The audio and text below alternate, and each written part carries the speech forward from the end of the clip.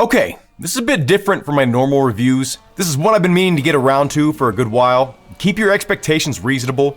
This is a one-man project. But this is a passion project.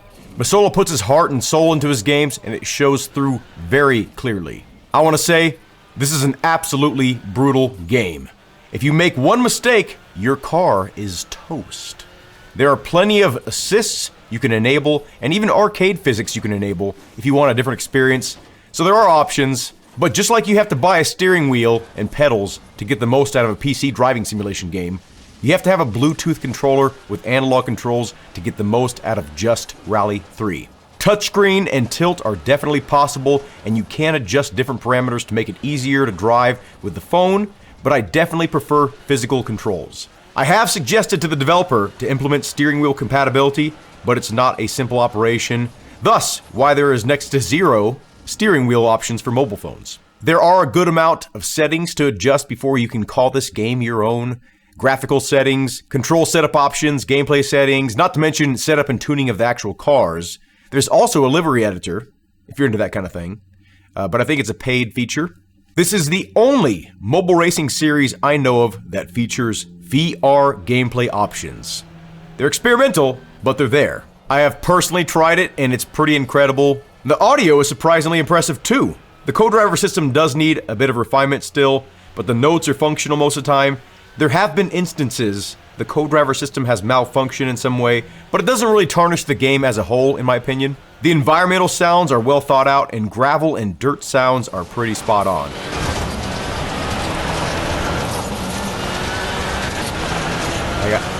I don't know why some of the big budget games can't get this right, and one guy can. Things like hitting obstacles and landing from a hard jump sound pretty convincing as well. The career mode basically takes you to all the places you'd expect from a rally game. There is also a training mode, if you're unfamiliar with rally games, to get you up to speed. So there are a handful of pre-made stages, and the rest are actually randomly generated.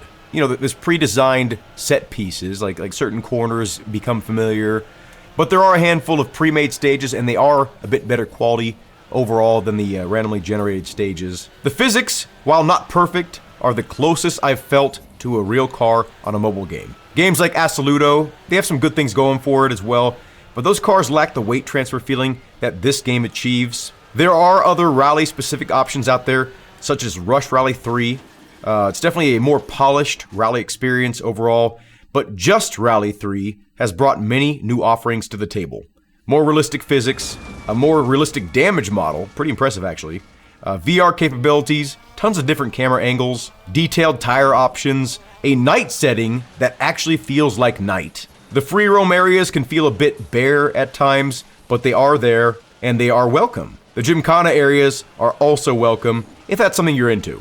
If you recall my Just Rally 2 game review, I said that the physics feel kind of like RBR for mobile games. This game, especially on dirt surfaces, feels very natural. Utilizing the ability to transfer the weight and counter steer to hold a slide is very satisfying feeling in this game. There are certain car handling choices I don't think are accurate, but the solo developer, Masola, is always making improvements and always open to suggestions. I've talked to him many times about certain things that I didn't like or thought should be different, and he's been very open to making changes for the better. You know, obviously, if it's something that he just wholeheartedly disagrees with, he's not going to just change it because someone says, hey, you should do this. But he does take your suggestions into account, and if they're good ideas, he wants to make the game better. He wants to make it to where more people can enjoy the game. The career mode is where this game shines, it really does, and the persistent damage can really make for a challenging drive. Repairing the cars when you're allowed to, after, a couple stages of punishment. It's very intuitive. Jumps in this game really feel dangerous, in a good way. You can't just hit everything max throttle. You have to set the car up properly so you don't land at odd angles. So I've spent a lot of time talking about what I like. Now let's get into some of the negatives. There are plenty of small issues with the game, many of which Masola is aware of and constantly working to make better or correcting. So don't get me wrong, I want to clarify, it's a very impressive game in so many ways, and it continues to get better with each update. But my biggest issues with this game are as follows. This is a small one, but the timer being white and placed in the sky, a lot of times the sky has clouds or it's just like light colors like light blue, and it's very hard to see. There's no outline on the actual numbers. So I talked to Masola about this. He said he's going to correct this. The stages, while infinite, can start to feel familiar. Not including the handmade stages, that is, but the randomly generated ones. You know, you start recognizing certain acute hairpins and, you know, certain little sections kind of feel familiar. Horizon tilt is not currently an option when using the phone as a steering wheel.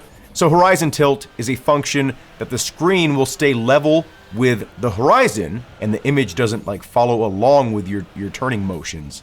It stays locked to the horizon. But Masola did mention when I brought this up to him that he's working on implementing this feature. Sometimes the pace notes do odd things. I think mostly this is due to the random stage generation, but Masola is working to correct this, as he is with many things. Some areas can look unnaturally sparse, and the world seams are visible at times. What that means is you can kind of see under a certain geometry of the ground. Not a huge deal, but it does certainly break the immersion sometimes when you're kind of getting into a stage and you're really feeling it. The edges of many stages are not defined, meaning you can literally fall off the map at times. On certain corners, like it's almost unavoidable if you're going too fast. You're not only going to fall off the cliff, but you're going to fall off the entire world into the abyss. Certain small obstacles, like wooden or plastic signs, can absolutely destroy your car or make you flip. You know, in real life, if you hit, a wet floor sign, it's not going to make your car do, 30 flips in the air. It just, it won't.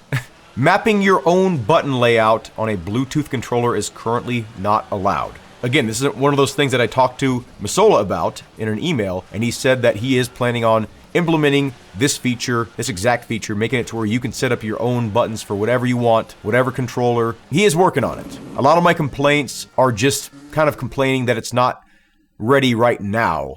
So I want to end this on a good note, though. I can wholly recommend this game to any rally enthusiast on the go, and I feel it's the best option for a more serious simulation-like rally experience on mobile devices. I'm really proud of Masola and what he's accomplished. His determination is just like really impressive, and I respect him for all the work he puts in and the passion that he has for rally and for developing games. It's really cool to see. Have a good day. Thank y'all for watching, and I hope to see you in a future video.